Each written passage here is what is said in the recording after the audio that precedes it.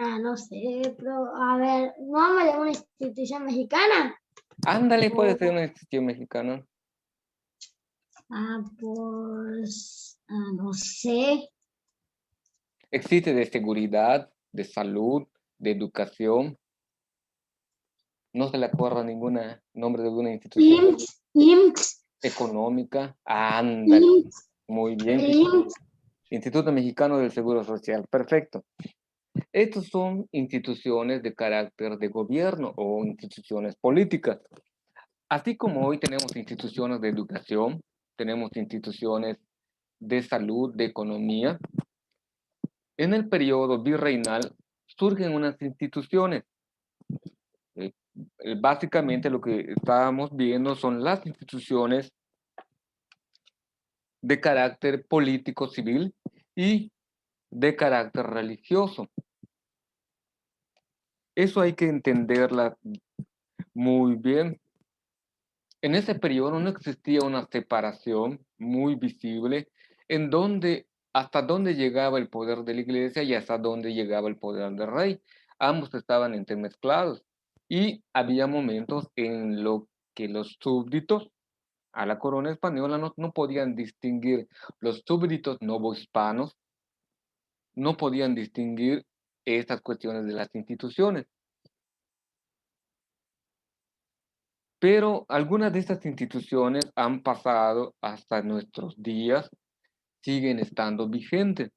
Toda sociedad tiene instituciones, tiene una organización institucional que le permite dar continuidad a su sociedad. Cuando ustedes estén más grandes y formen una familia, esa es una institución.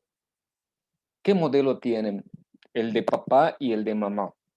No necesariamente van a ser así ustedes, pero tienen las normas, tienen las costumbres, tienen las tradiciones que les han pasado a sus papás y ustedes les pasarán esas tradiciones, costumbres y valores a sus descendientes y sus descendientes así sucesivamente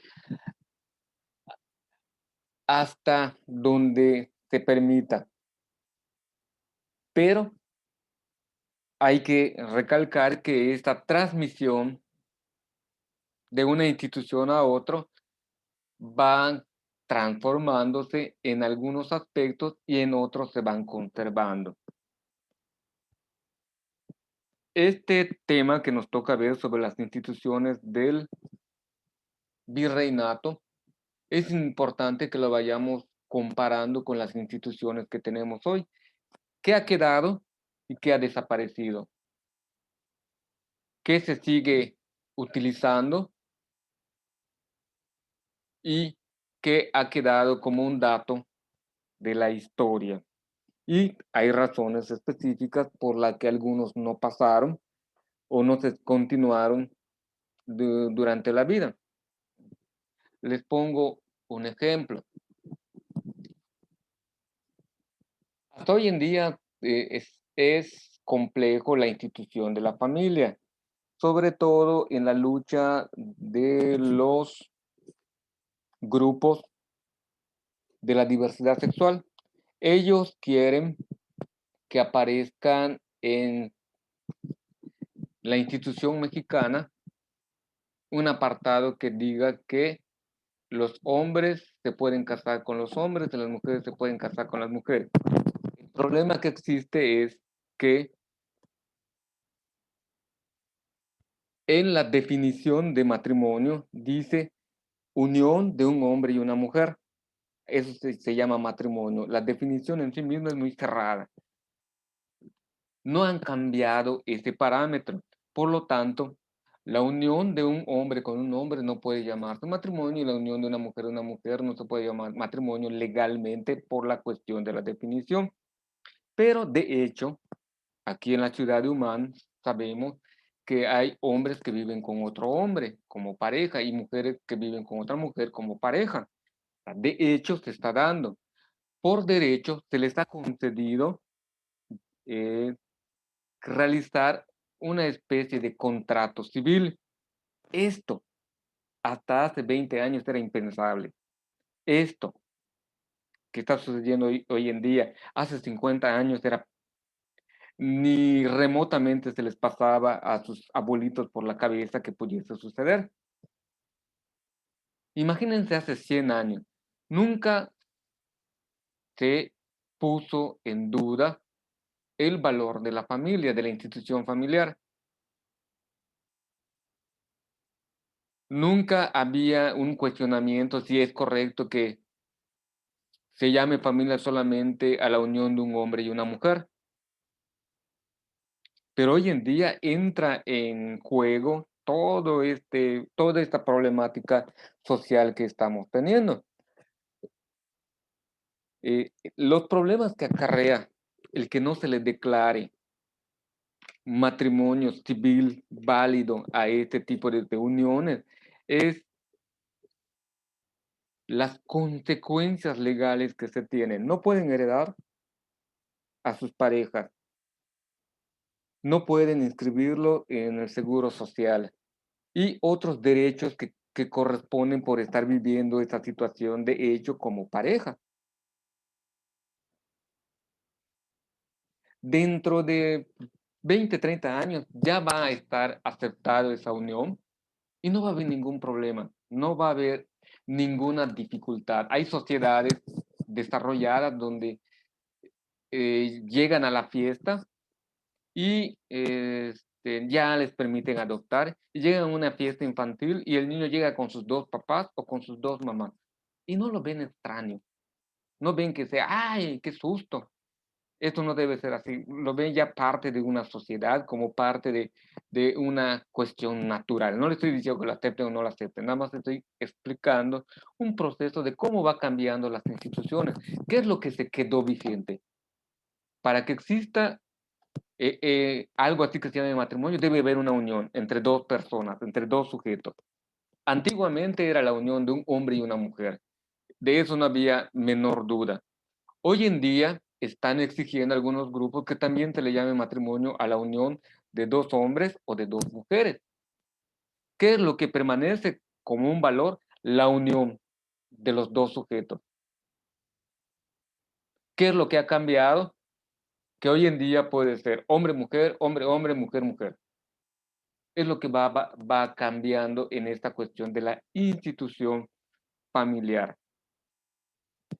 Así como este ejemplo, podemos ir siguiendo cómo ha ido evolucionando las instituciones desde el virreinato hasta nuestros días. Claro que a nosotros nos corresponde en Historia de México solamente mirar las instituciones del periodo virreinal. ¿Sale? ¿Alguna duda, comentario? Si les queda claro el ejemplo que les puse. ¿Sí? No estoy, le estoy diciendo si están de acuerdo de que sea o no sea matrimonio, estoy hablando de un cambio que se ha dado a lo largo de la historia, algo que nos está tocando vivir.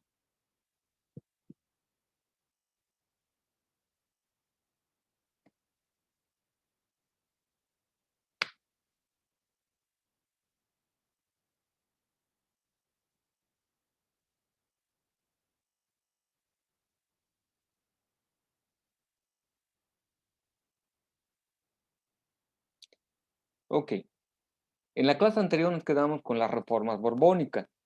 Como les decía, en las reformas borbónicas no hay que pensar en un solo rey Borbón, sino que fueron 4 reyes españoles que a lo largo de su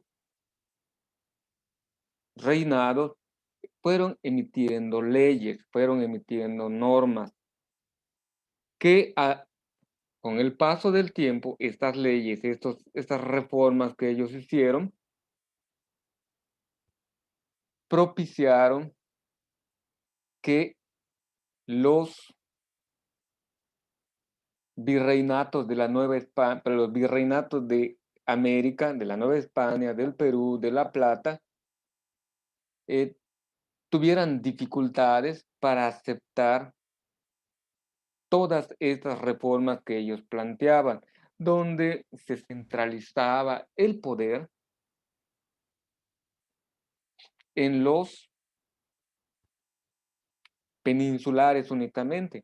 Era el rey de que está ahí en España, enviaba gente, su gente de confianza de la corte, para que administrara por un tiempo los virreinatos de la Nueva España y no permitían a los españoles nacidos en tierra americana participar de este gobierno, o les daban gobiernos mínimos, o sea, poderes mínimos para que pudiesen gobernar. A la larga, les vuelvo a repetir, fue creando una insatisfacción de parte de los gobernados.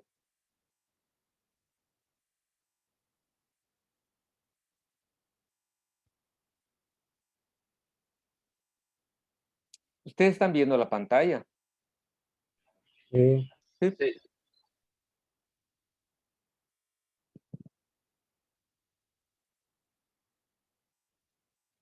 Muy bien. Lea, Jesús.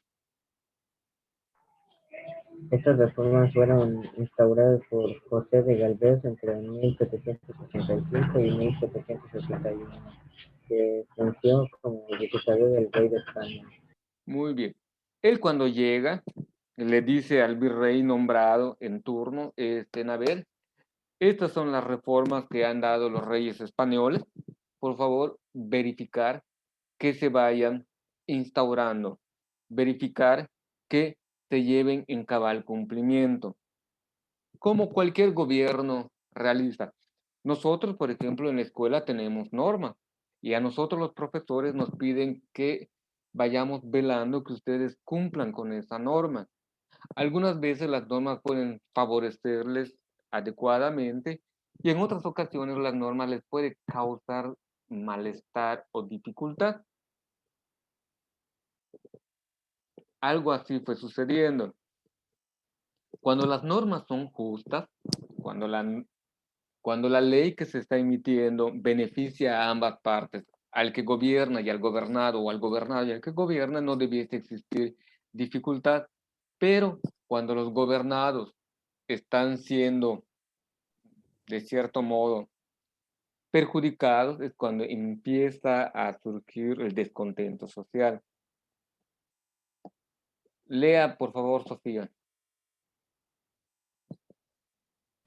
Expulsaron a los jesuitas por traer ideales de la Ilustración. ¿Se acuerdan cuáles eran los ideales de la Ilustración?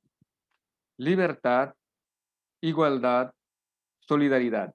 Tres pilares básicos de la Ilustración. Igualdad en la que, aunque sea rey, aunque sea obispo, aunque sea canónigo, aunque sea un clérigo de alto rango, es un ser igual a los demás. Ya estaban entrando los ideales de los derechos humanos o los derechos del hombre, que pocos años después son proclamados en Francia.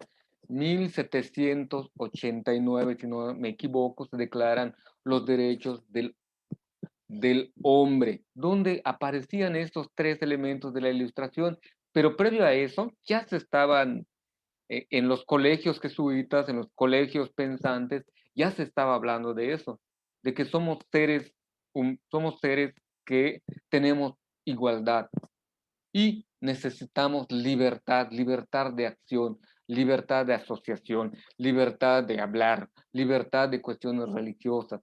Todos esos elementos ya se estaban hablando y el rey debía salvaguardar esos derechos que todo ser humano tenía, pero no les convenía, de ningún modo les convenía esos derechos que proclamaban la Ilustración y que traían los jesuitas a América. Por eso son expulsados de todas los virreinatos de América o de todos los lugares donde España tenía colonias. Como ya esta idea de lo que les dije hace un momento, las reformas borbónicas beneficiaban a la corona española europea y perjudicaban a las colonias de América, Asia y África.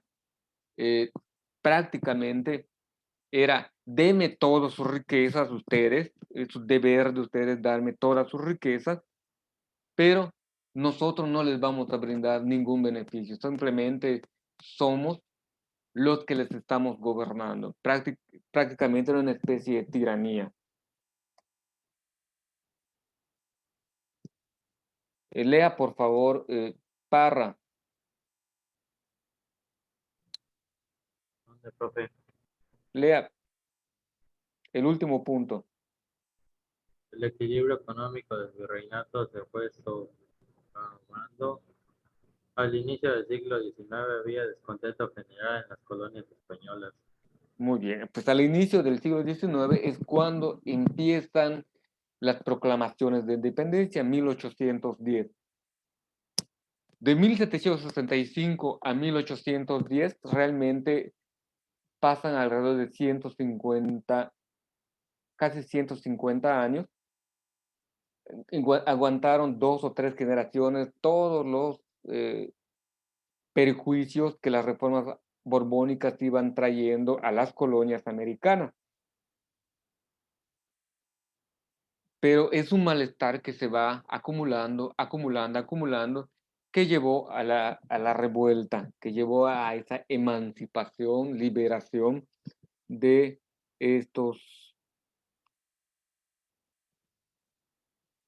estas colonias.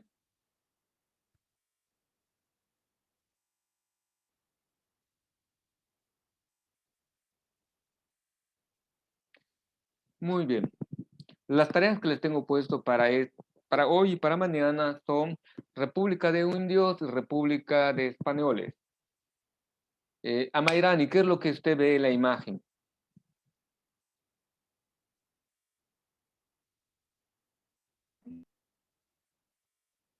Empezando por delante, ¿qué hay en la parte de adelante? Son dos parejas que están en la parte de adelante. Uh-huh. De lado son dos parejas que hay. ¿Por qué uno está vestido de negro y el otro de dorado?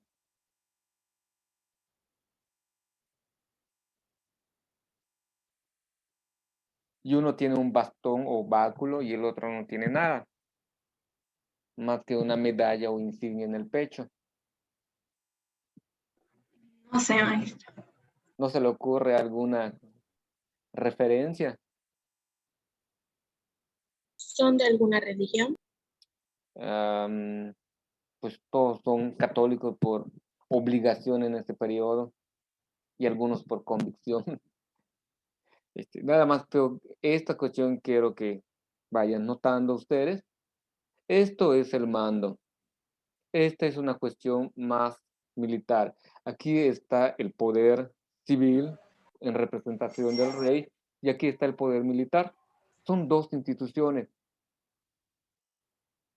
que están en el mismo, vamos a decir, en la misma dinámica. Ambos pertenecen a la cuestión civil y los que están en medio, ¿qué son? Uno tiene una calaverita. ¿Saben quiénes andaban con una calaverita en la mano? Sacerdotes.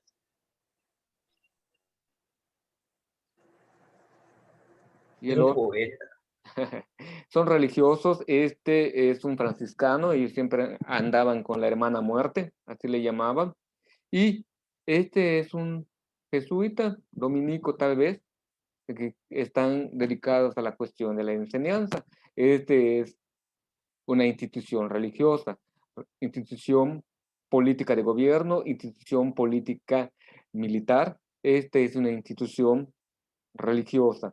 En la parte de atrás, estos dos elementos los alcanzan a ver. ¿Quiénes son estos?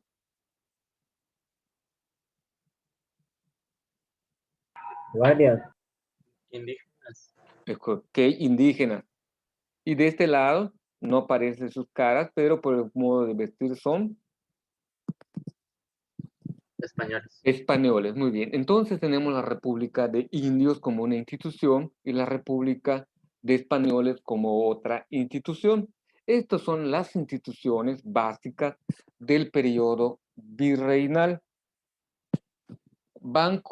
Aquí en Yucatán no conservamos esta cuestión de la República de Indios, pero en zonas de Chiapas, Oaxaca, Michoacán, Puebla, el Estado de México, se conservan algunas cuestiones de la República de Indios, no como tal, no con ese nombre, pero sí los valores que fueron procurando.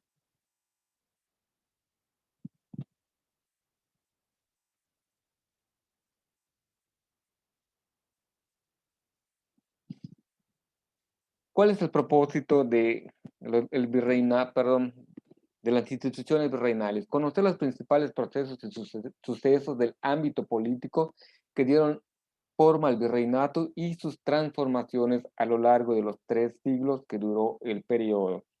Estas instituciones, como cualquier institución, como les di el ejemplo de la familia al inicio, van cambiando. Aunque hayan pertenecido al periodo virreinal o al periodo del México colonial, estas instituciones fueron transformándose con el paso del tiempo. Esta información, si la pueden apuntar por allá, es mucho mejor. ¿Cómo estaba organizadas las instituciones? En primer lugar, a la cabeza está, puede leerme la pirámide Albert en orden descendente. ¿Qué pasó, maestro? Que me lea la pirámide en orden descendente. De arriba hacia abajo, ¿no? Ándale, exactamente. El rey español. Consejo de Indias. Casa de Contracción de Sevilla. Ajá. Virrey. Audiencias. Gobernadores. Ayuntamientos. Muy bien. Este era el modo de cómo tenían estructurado su gobierno durante el periodo virreinal. La máxima autoridad iba a ser el rey español.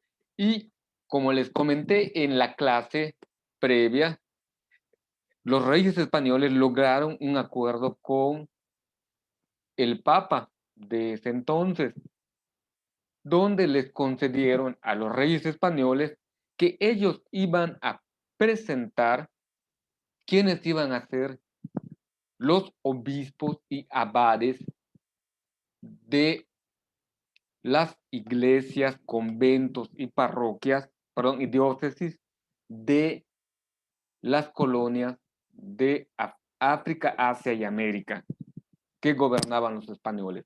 Ya no iba a ser el Papa directamente quien iba a designar a los obispos y abades, sino que iba a ser directamente el rey español. Tenía el poder poder total, tanto religioso como político. Después del rey está el Consejo de Indias. El Consejo de Indias tiene sede para el caso de América, de México, en Sevilla. Sevilla era un puerto muy importante, ahí estaba la casa de contratación. Todos los que venían en América tenían que partir o tenían que tener permiso que emanaba la casa de contratación de Sevilla. Es como cuando tú vas a los Estados Unidos y te piden visa, y para que tú obtengas la visa, tienes que ir al consulado estadounidense que hay en varios estados de la República Mexicana y en varios países donde te sellan y te dicen que puedes entrar. Así lo hacían, era algo muy similar. La casa de contratación de Sevilla era la que daba esos permisos para viajar, para comercializar, ya sea para que de España lleves productos a América o para que de América introduzcas productos a España. Tenía que pasar por la casa de contrataciones, es una especie de aduana de este periodo. Entonces tenemos que el rey español, el Consejo de Indias, la Casa de Contratación y hasta en cuarto lugar tenemos al virrey.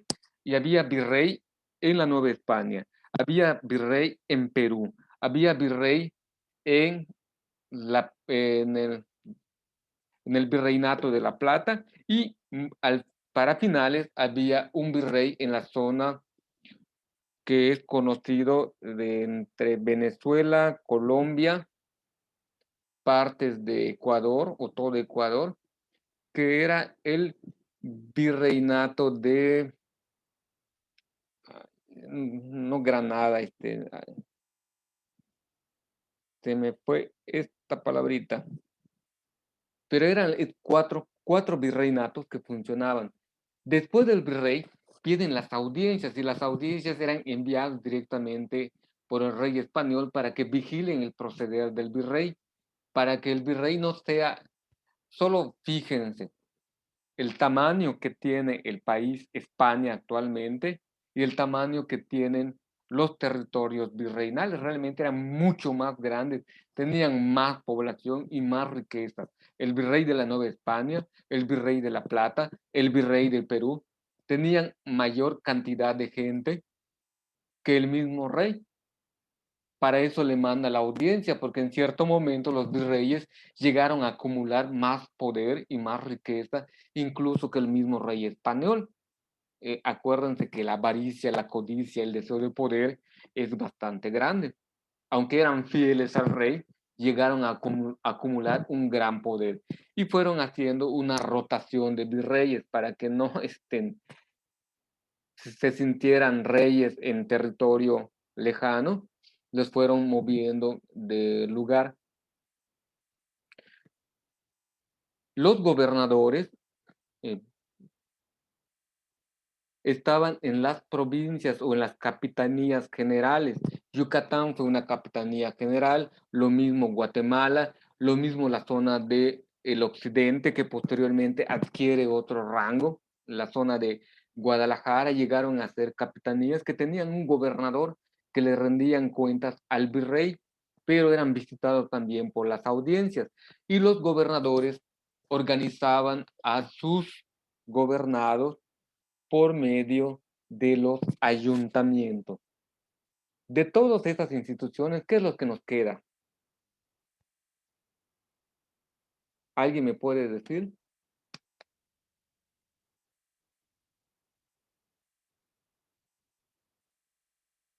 La población, La población. De las instituciones, la institución rey, reino, la institución Consejo de India, la institución Casa de Contratación, la institución virrey, la institución audiencia, la institución gobernadores y la institución ayuntamiento. ¿Qué nos queda todavía hasta el día de hoy?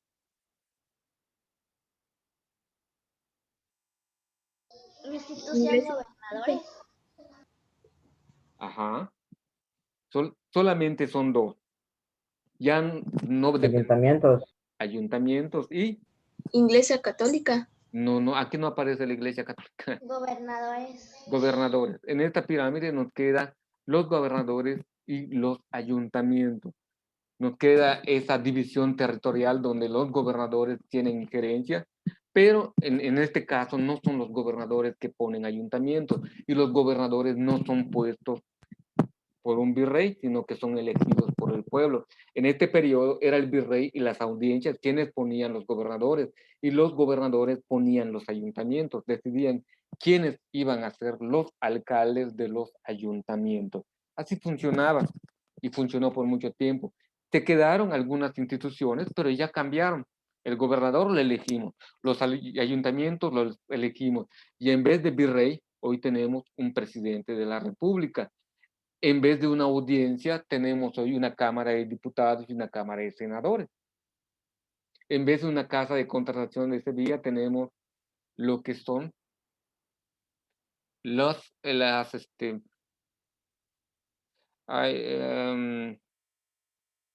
diplomáticos, las casas diplomáticas de otros países que están aquí en México y que permiten el intercambio comercial de un país con otro. Por eso son importantes que existan la cuestión de la aduana,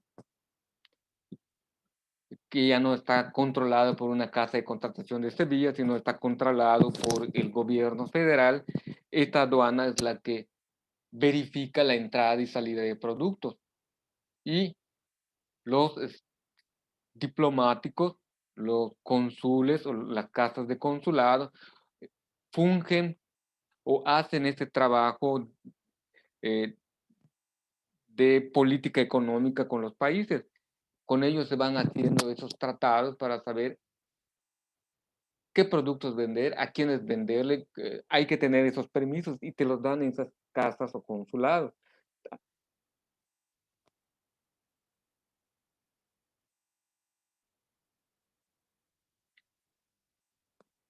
Los primeros años. Tenemos mercedes reales, encomiendas y repartimientos. ¿Qué era una merced real? Esto no tardó mucho.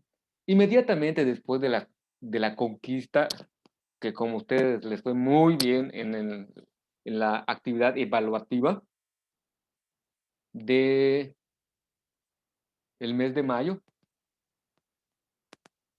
cuando cae la ciudad de Tenochtitlan, lo primero que hacen los españoles cuando se juntan allá en Coyoacán, donde iban a poner su sede, era repartir las tierras de los mexicas aztecas entre ellos. Ah, tú eres capitán, te va a tocar toda esta zona. Tú eres un soldado, te vas a ir hasta por la zona de Guerrero. Así fueron repartiendo. A ellos se les llamaba mercedes reales.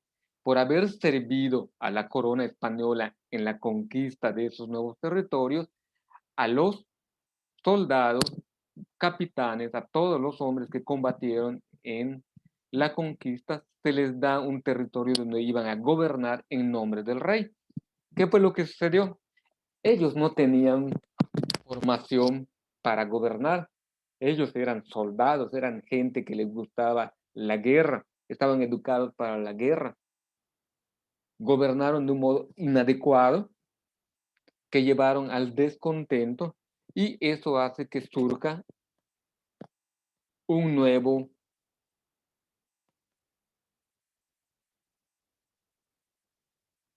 una nueva figura que va a ser las encomiendas. Y iban a nombrar a un señor encomendero. El señor encomendero iba a procurar que llegaran los frailes religiosos para que ellos vieran por la educación religiosa cristiana y que les enseñaran a vivir según las costumbres europeas o españolas. La encomienda tarda un poco más que las mercedes reales. Las mercedes reales no tardan más que ni 20 años tarda su aparición y no fue establecida en todo el territorio mexicano, ¿no? De la actual República Mexicana, ni del antiguo territorio de la Nueva España, solamente fue en esas zonas conquistadas por los españoles y cuando conquistaban lo medio intentaban, pero rápidamente entraba esta cuestión de las encomiendas que tarda mucho más. Para el caso de Yucatán, las encomiendas duran hasta llegada la independencia de México. El encomendero, pues como les decía, trae el aspecto religioso y trae el aspecto civil y es el encargado, es el coadyuvante o iba a ser el tutor de los pobres indígenas que eran gente sin preparación,